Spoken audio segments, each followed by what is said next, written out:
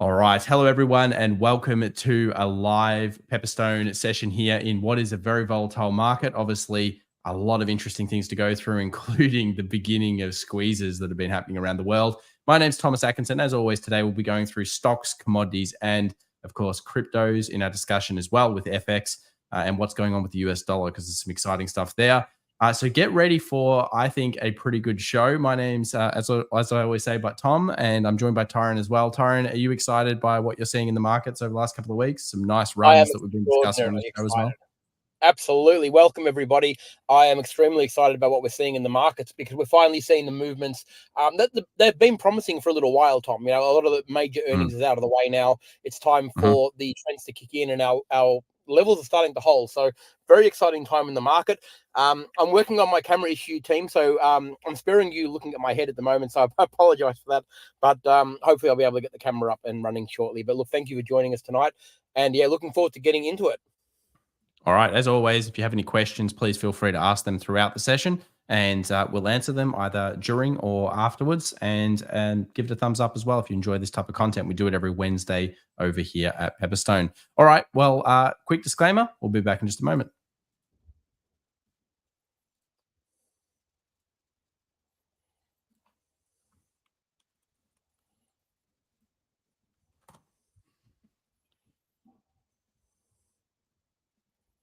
All right. So, Ty, I think the best place for us to start right now is to quickly run through some of these major pairs and how they've been moving. Because, of course, today is CPI. Now, if you're not familiar with that, it's inflation in the US and possibly one of the most important data tracks that we get every month, especially this month, considering so many people are worried about where inflation is going to be heading, whether it's going up, whether it's stagnating or going down. And this will move yields, and therefore it'll be a big mover for currencies in particular. And I expect a lot of movement in the US dollar and also potentially some things like gold and some of the other commodities.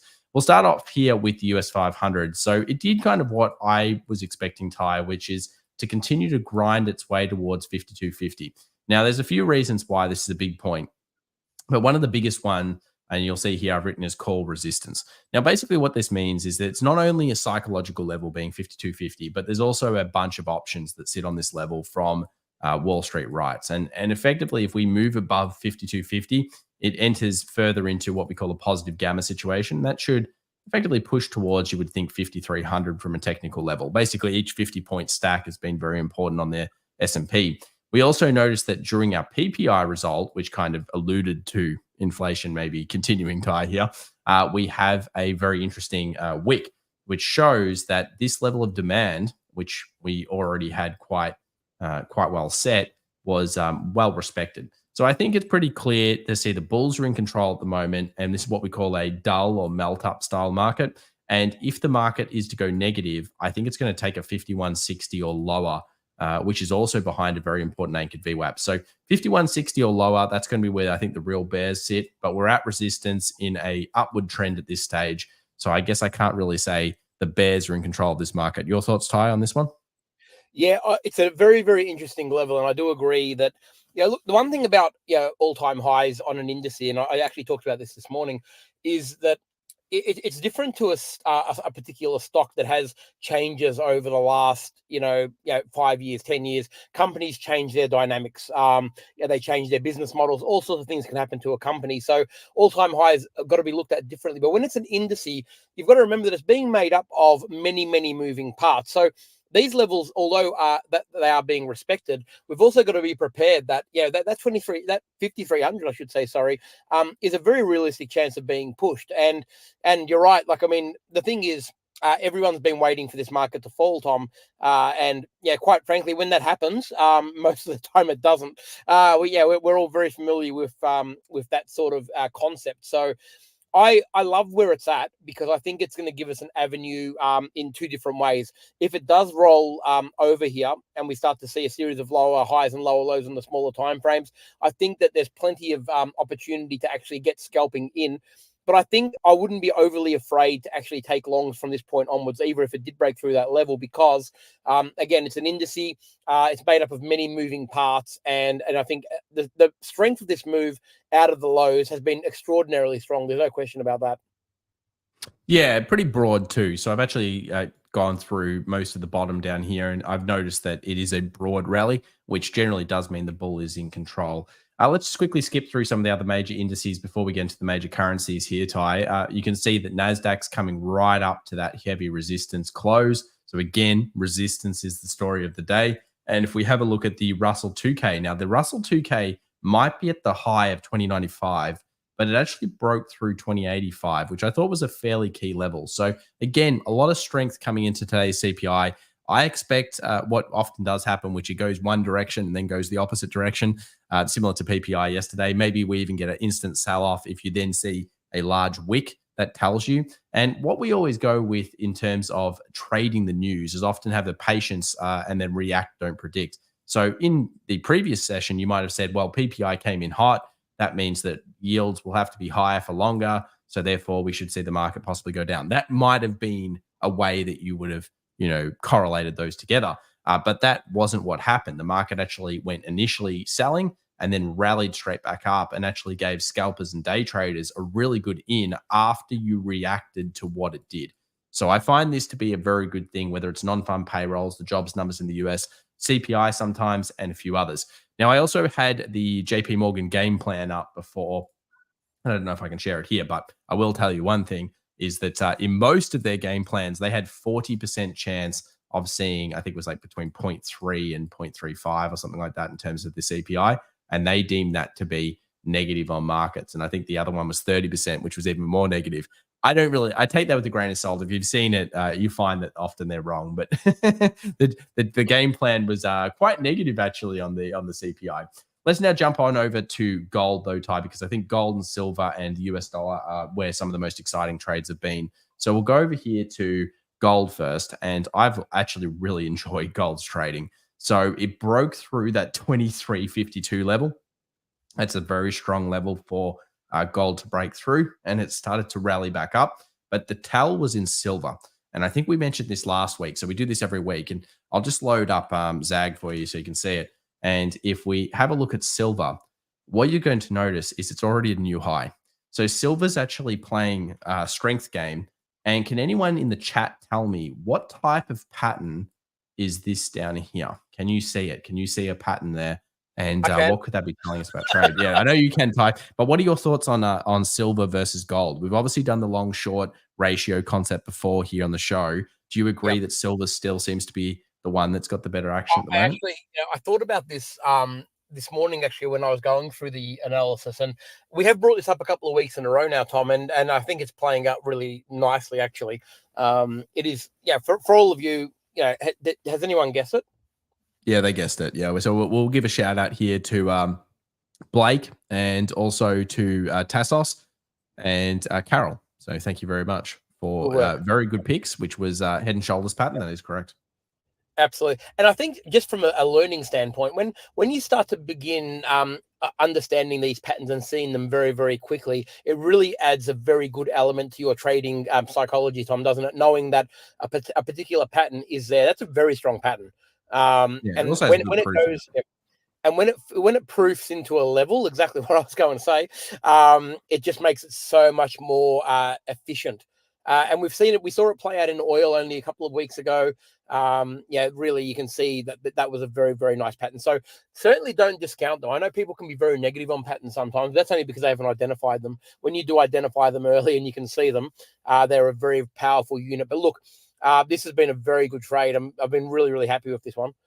Gold is doing gold has been the trade of the year for me, Tom. I still think that all of the noise and everything that's happened, I think it's been the one that's almost been the easiest to trade because it's been strong. It's had really good momentum. It's been independent to the extent that it hasn't relied on indices to fail. It hasn't relied on the stock market. It's really been its own beast. And when something as strong as that particular commodity can run rampant and not rely on anything, that is influencing it from other market factors, it makes a very, very good trade. Yeah, look, I think there's no illusions that I've got some pretty big plans for gold over the next year to 2 years. We've talked about it a few times.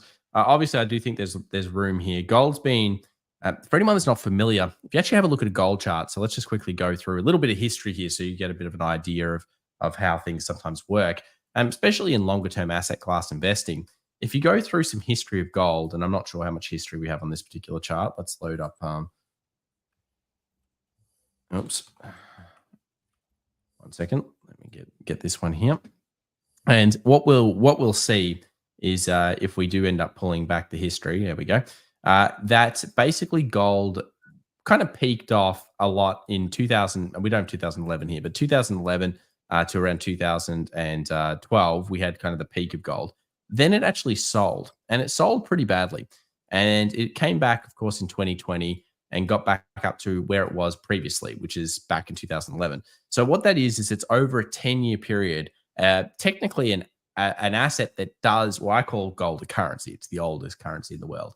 But this is what we call the lost decade. So effectively, it's an asset class where theoretically it should increase over time, as it has done in the past. But sometimes an asset class will have a lost decade or a lost even 2 decades. And if you manage to figure out when something like that is starting to break out and it looks like it's going into another growth period, then of course it's got some catching up to do. So in this case, gold has lost literally a decade of growth. And I think that this year has really been, as you said, Ty, the standout because it's broken through a multi-decade high that took a long time. It took 1, 2, 3, 4 shots at it and then broke through at the back of December last year. And of course, gold's been one of the most hot trades with central banks buying it by the bucket load in this year. And of course, it's nice to have central banks behind you. So yeah, the future is kind of bright for the shiny metal. In general, Warwick here loves gold. He's in the chat and he says, look at the 4 hour. So I had a quick look at that. I think he's stating that there's another type of pattern here. But in general, I think that the main thing is no matter what, you're looking at in general a strongish trend. Now, this leads into the next discussion, Ty, which is, of course, gold does have some strong properties. So does silver. They look like they want to go for new highs. Silver obviously has that head and shoulders, inverse head and shoulders in the direction of trend, kind of, proofing to the high. Let's have a look at the US dollar now because it's starting to look a little weak, isn't it? What are your thoughts on the US dollar? Is this thing, has this hit a high and it's now going to 104? It's starting to feel the pain, isn't it? It looks like it's starting to feel the pain and keel over for mine. I think that it's at its last line of defense, I think now. There's enough here to say that you've got to give it one more chance to hold. But I think at this level, if we can't defend it any longer, if this level breaks through. I think it's at that last line of defense now. The army is tired, Tom. The war has been fought. And the stragglers are just battling for survival here, I think. Look, and it could still do it. But look, if you look at it from a standpoint of what it's actually doing on the bigger time frames, it looks like it's basically lower, higher, and lowering its level. It's staying at a very stable level in the sense that its range is not great. It's not like it's really falling very, very heavily. It has maintained a fair bit of strength above 104, sort of the 50 to 104.80. But I think at this level now, it wouldn't want to go any lower because then I think we just have to give up on it. Yeah, so I think that for me, dollars is shown significant signs of weakness. We spoke about this after the non-farm payrolls, which was here. It pushed it underneath this low and underneath this most important demand block. Basically, what that did when we went down here is we kind of signaled that we should be going here. Now, it pulled back then. And what I thought I'd show, members of Pepperstone's, obviously platforms and community is that the 61.8 fib is a very effective fib for being able to look for these types of deeper pullbacks. A lot of people would have been tricked on this one. And obviously, I've got here a high to a low fib. Now, I draw wick to wick, which is often a question we get about when it comes to Fibonacci's. And you'll notice that it came back to this area. And I've also got the most traded level here. So basically, this was a very hot level for the bears to reapply themselves. We had a change of trend that happened on the smaller timeframes here. And that led into some excellent shorting through this zone here. And basically, I really like the shorts here. Now, of course, CPI could undo it today, but the general trend coming in kind of solidifies, at least for now, depending on news breaking it. If I was just looking at this from a pure technical standpoint, I would say that the dollar does look weak. Obviously, we're seeing silver breakout, we're seeing gold breakout, and we're seeing, of course, euro also looking towards it. So let's jump on over to the euro as well to look at the kind of general correlation pair. And one of the zones that I've had for euro for a little while has been around this 108 kind of 70 to 80 zone. And if you notice, the thing about the euro that's been quite nice is every time it's come back to these levels, such as this resistance becomes support, we've had some really nice switches of trend. So there's a really nice switch of trend. There's some creation of demand because, of course, the market broke up. And there's a beautiful wick there over the last kind of 24, 48 hours of trade. That one in particular was actually quite an easy trade. And I want to break it down. So let's actually mark that in. And this actually was in the pound as well. So let's just go here. But it looks like there's a little bit more room in this one. Ty, do you have any thoughts on the euro at this stage? I think the euro has been a trading, like from a trading standpoint of technical analysis, it has been technical analysis 101, really, hasn't it? And I think you can do that on several time frames. It's not just the 2 hours, a very good example, but I think that you can probably take that across 3 or 4 different time frames and see very similar patterns. It's been a very, very technical move up, and you're right. It looks the waves have been equal. It's found support at the 20 moving average, which I love. It's done all the things that you would do if you were looking for solid trades, and that's why I think the dollar, to base on what you were talking about with the dollar looking weak, when you look at the euro looks extraordinarily strong, actually, and and it looks like it wants to actually go another leg higher, which is going to spell doom, of course, for the dollar index. Now, that could all be undone with news. We know that, so you've got to trade obviously a little bit carefully around this time. But I think if we can navigate the news and get through with the market still where it is, you would think that the euro would probably trend higher again and just make another move up. I do like it to that sort of that 108.80 to 109.20 zone is a really nice zone for the euro. Pound was kind of similar last 24 hours. I just want to alert this. Again, it's difficult coming to CPI because oftentimes what will happen is CPI will push one direction. Maybe it's going to push to the res, therefore push the supports on the dollar. And then maybe that's where you'll actually get a trade the opposite direction. But you can see here that there were some excellent PPI trades where the market went negative initially and then rallied and rallied and rallied. And basically what happened was as it rallied, in particular this new high, because of course we tested the demand. You'll notice I have this marked out. I was looking at this one, and this is just a real case of, again, patience, react, don't predict around news. Some excellent trading off the PPI.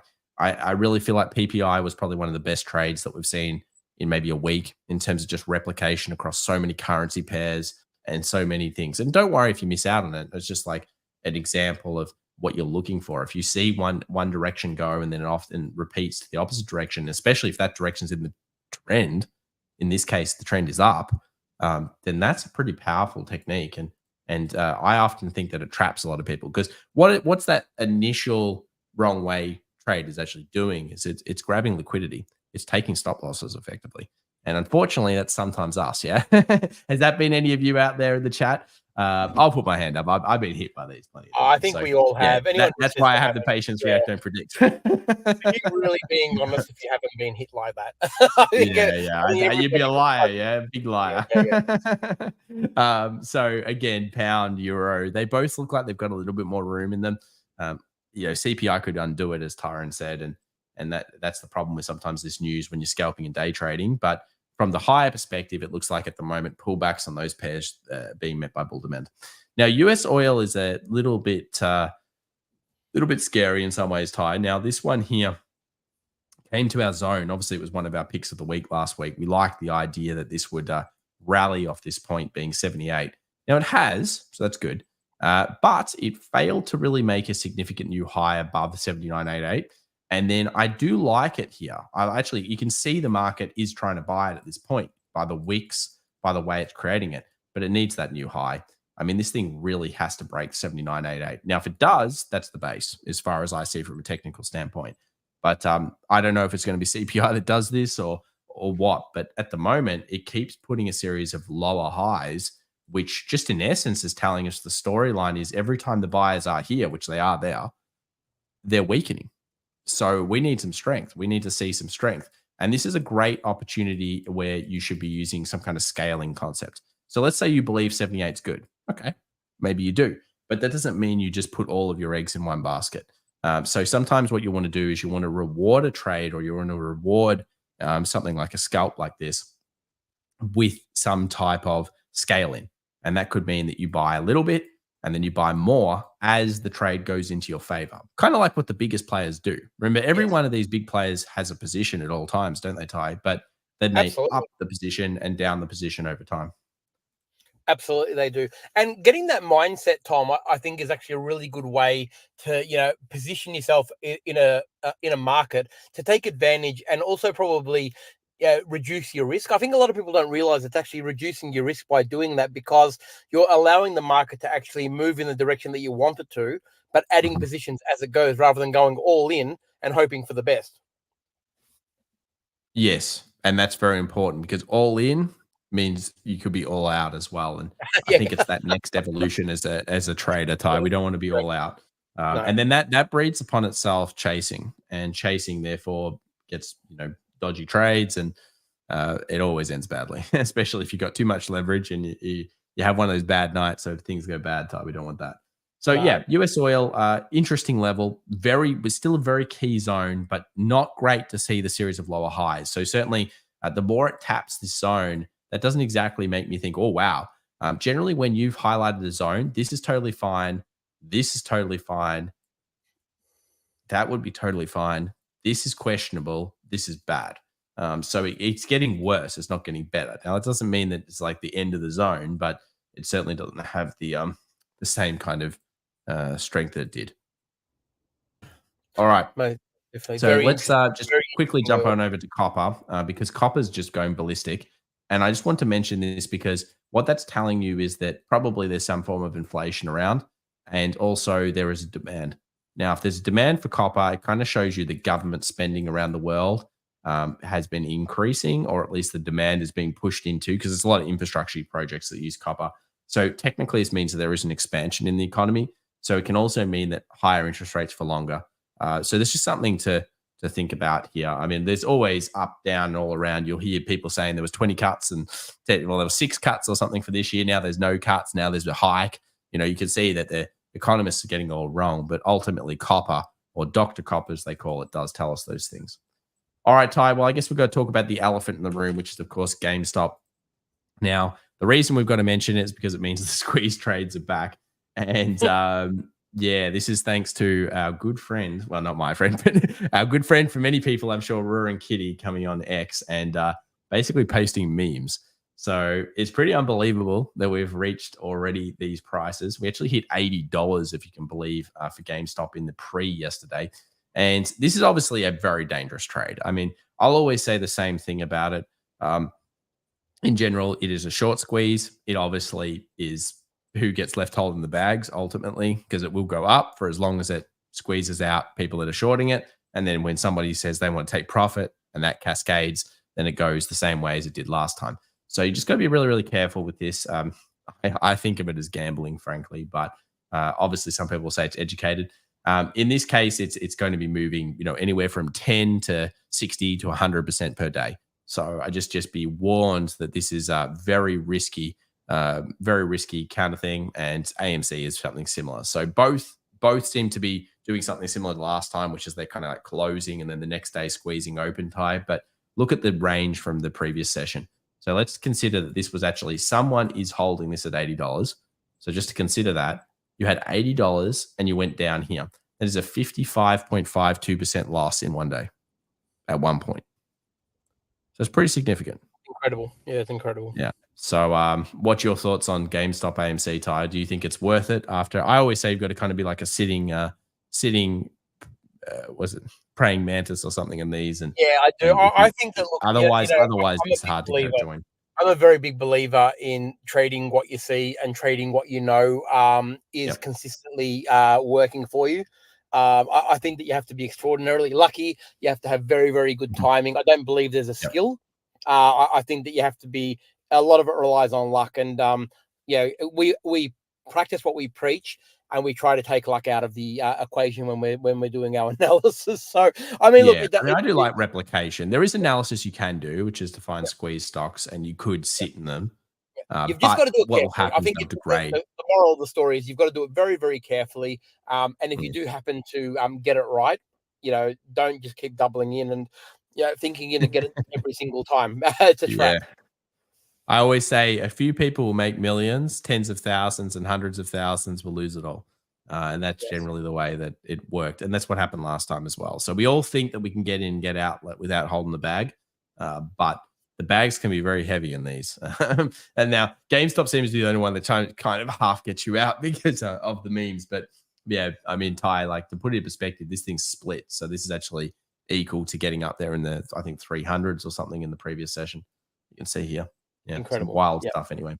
But that's not what the replication's about. So we do want to try to replicate as much as we can. All right, let's have a quick look at Bitcoin because, of course, this is another very popular trade and investment vehicle for some people out there at the moment. And with crypto, it seems to have found a little bit of a base. So I've talked about this zone. I had 60,000 sitting here, again, 61.8 fib. And you'll notice that it was kind of the completion of this trade. Now, here's a little tip as well. Whenever you see a head and shoulders, especially it's in the short sides, you can see here left shoulder, head, right shoulder. If you don't see it, have a look at the 15-minute, 1 hour time frame. This was the projected length. Now, what I generally find is if it's a short head and shoulders, it usually doesn't go the full length. It only goes partial, maybe 2/3. Now, in this case, it went a bit more than 2/3, but then we found buyers. We obviously clipped, we came back up to 63.5, which we know is where the res is at the moment. And then we've come back down, and then we're now pressing up to 63.5. So if we do break through 63.5, you'd have to think the next move for Bitcoin might even be above 65 and go towards the previous highs of around 67 ties. So I'm thinking like this area here, a break, considering it's 1, 2, and that would be the 3. If that does break out, maybe it's moving here. That's going to be the biggest test because that was the last significant daily lower high. So yeah, this is the big test zone for the real bulls and swing. yeah, And this move here could be like a momentum move. So it's tough, but between 60 is kind of 60 to 60.5 is where the buyers are. And the sellers at the moment are 63.5. And if that gets taken through, which I guess it might by lower highs, then maybe 67. I totally agree with that. I think it's very, very important. Look, I know a lot of people are still a bit Bitcoin excited, and I think there's a reason for that. I mean, look, it is doing all the things it needs to do in order to get that move. But for mine, I think if you set the trap around those key levels that we're talking about, eventually it's either going to break down or it's going to break up, right? I don't think it's going to hover here for a very long time, as you know, we're all well aware of that. So I think that when we do eventually get that break through these zones, I think it makes really nice trading if you're a scalper to actually take advantage of these volatile moves in between these levels. I think there's been very good trading in the smaller time frames on them. But again, I think it comes back to patience on this one. It's not one of those ones that I'd be looking at it and saying, you know what, I'm going to set a long-term position that I really believe it's going to 51,000 and I'm going to short it until it does. Or on the flip side, I think it's going to 80,000 and I'm going to long it until it does. I think this is one of those ones where you've got to let it play out and get a key break above one of these zones. But in the meantime, I don't think it means that you have to sit out. I think that you can get some good scalping opportunities going in and out of these levels that we've set on it. So I just thought we'd just revisit one that we've discussed on the show probably 5-6 times now for quite a few months, and it just shows you that the narrative that's out there again versus price action is very different. So this is the Hang Seng, basically the Chinese market, Hong Kong market, whichever one you want to look at. So what's happened here is we've had a very steep increase, even though, of course, all of the news was very, very negative. And that's because we actually saw a series of higher highs and higher lows and very significant trading techniques that were actually signaling towards the bull side. So at this point, it's obviously coming to a point here where it's having a little bit of a struggle, which is you can see with the long leg dojis and a little bit of rejection wick. But in general, it looks like it wants to kind of go towards 20,000. And it just shows you again that the price action is the key when it comes to recognizing and maybe not so much ignoring the limited information. This is something that really changed my trading and investing career, that I understood that whatever I'm probably scouring off the internet is unlikely to be that much better than what the big hedge funds and the biggest investment banks have in the world. So really, I need to be following what they do, not what they say, if that makes sense. And therefore, price action is a way of interpreting what they're doing and money flow and positioning and all of those types of things together. I would like to hand it over as well to questions. If you have any questions, Ty, do you have any trades of the week this week that you want to share with anyone that you're seeing from a technical level? We actually already covered it, and it was actually the euro. And Okay, yeah, sure. if Let's I go wouldn't back mind and, going back and just to it just for a quickly. second. Yeah, I wouldn't mind going back to Mhm. it because I think that that look. I've got to preface it by saying that we must get the news out of the way before because I think the news can really look. A lot of the time we say news, it's going to affect indices more than it's going to affect currencies a lot of the time. But I think that we've got to be a bit cautious because this is so related to what the dollar strength or weakness does that we have to really factor news in a little bit more than we normally would for currency pairs. And I think in this instance, I really like the move up to that 10. It's a zone. It's at 108.80 to 109.20. I really like that zone because I think that the waves that we've been seeing on the euro have been relatively solid. And I think that when we can get that sequence of high highs and higher lows trading in a momentum swing, which has been doing as aggressively as it has, quite often it can be very difficult to stop. So I would like to see it hold these positions. I don't need it to go up. I'd like it to actually hold where it is now through the news. And if we're trading there at the start of next week or late this week, when all of the the busy periods are out of the way, I really like the potential move. And it's only a scalp. It's not like we're not talking any massive moves here. We're not talking hundreds of pips. But I think in the environment that we're in, I think we need to take advantage of that volatility rather than looking for big moves that we're going to just stay in. Taking the short and sharps quite often is a really good strategy in these sorts of markets. Yeah, so I think for me it would probably be looking at the US. I mean, look, oil obviously if it broke above that barrel. So if we did manage to break above 79.90, I think that's a very strong move from oil, and that should solidify base from a T8 perspective. But that's a very big if at this point. So you'll notice even on the daily here that we've got 20 moving average, you've got a 200 sitting there as well. So the break of a barrel above this point, I think, is such a significant momentum shift back into the bulls' favor on US oil. I have noticed recently that the CTAs have started to decline, which is basically a momentum shifting strategy. So that's interesting. They were very resilient through the previous fall, which was unusual and usually shows strength. So yeah, I think this one is prefaced on must close above this point. But if that Yes. happens, I believe that we're going to get significant trading opportunities. And a lot of the time, what you're looking for is that movement from what I call equilibrium level to equilibrium level. And basically, that bit there is where a scalper and a day trader is going to be most excited about getting into something. We've got some questions coming in here, Ty. By the way, anyone else bring questions to the room and we'll answer them as much as we can. Did we cover oil? We certainly did. You can go back and have a look at that. We also covered plenty of other pairs. Jamil here says, what's the significance of using 2 hours and not the 1 hour or the 4 hour? Yeah, I'm a bit of a fan of the 2 hour. I don't know if it's the way it cuts it up, but generally a session, let's say you're looking at a stock market session, obviously, I don't know. I just find the 2 hour presents a really nice, zoomable structure.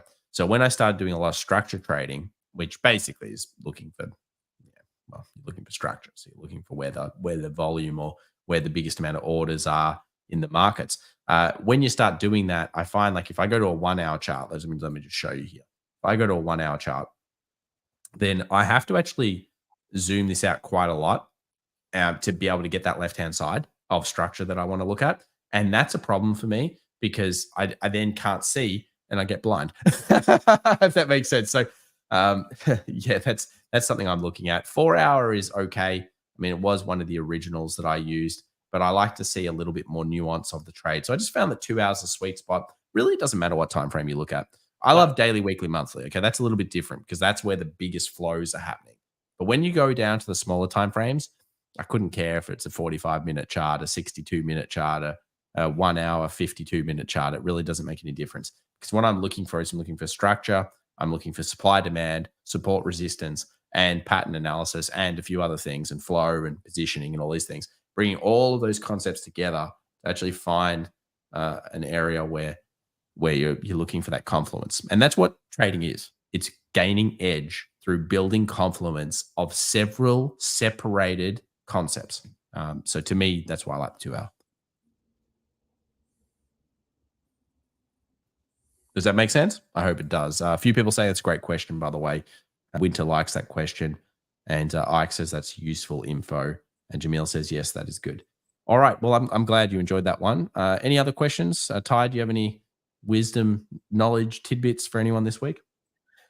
Only that I think that the markets are looking at a shift, and I think that we need to. I'm really looking forward to the next couple of weeks. Actually, I think we're going to get direction. So on that though, I think you need to probably just trade smart. Don't go looking for the big moves. I think keep your moves short and sharp, and let the market tell you where it's going rather than trying to predict it. But in the meantime, play the short and long games in the time frames that we know work well inside the resistance and support that are clearly there. And I think that you're going to have a good time. All right. Well, we do this every Wednesday, so I'd encourage you to look in the description down below and sign up so you can come along to these. We obviously cover all of the hottest markets at the time, including the major currencies, stocks, and commodities and everything else. There's always another opportunity out there. I like to practice the abundance mindset in trading and investing. So I'll leave you with the idea that there's always another trade. And of course, this week it might be people thinking about GameStop, but just remember back 2 months ago, everyone thought gold sucked. And it became one of the hottest things 3 months ago, maybe something like that. Copper, not looked at. Now it suddenly is looked at. Bitcoin last year, no one cared. Now everyone cares. So what I'm just kind of giving you is there's always another opportunity out there. So you don't have to take unnecessary risks. Look for the next opportunity, learn how to spot them, use your price action strategies that are based on, I think, at least my belief, a mixture of a lot of different analysis that comes together where you're really just looking for where are the biggest positions, where's the money flow, and how can I spot when they're building a big position, and also the traps that they kind of set. If you're interested in any of that type of stuff, then of course follow along. Give it a like as well, guys, and we'll see you next Wednesday. Same time, same place. Thank you so much. Bye for now. Thanks, everyone. Good night. People say, yes, abundance mindset, Ty. I truly believe it. Very, very powerful. People that are successful come from abundance. People that are not successful come from pessimism and negativity, I feel, Ty. Anyway, there you go. Always positive, guys. Bye for now. See ya. Thanks, everyone.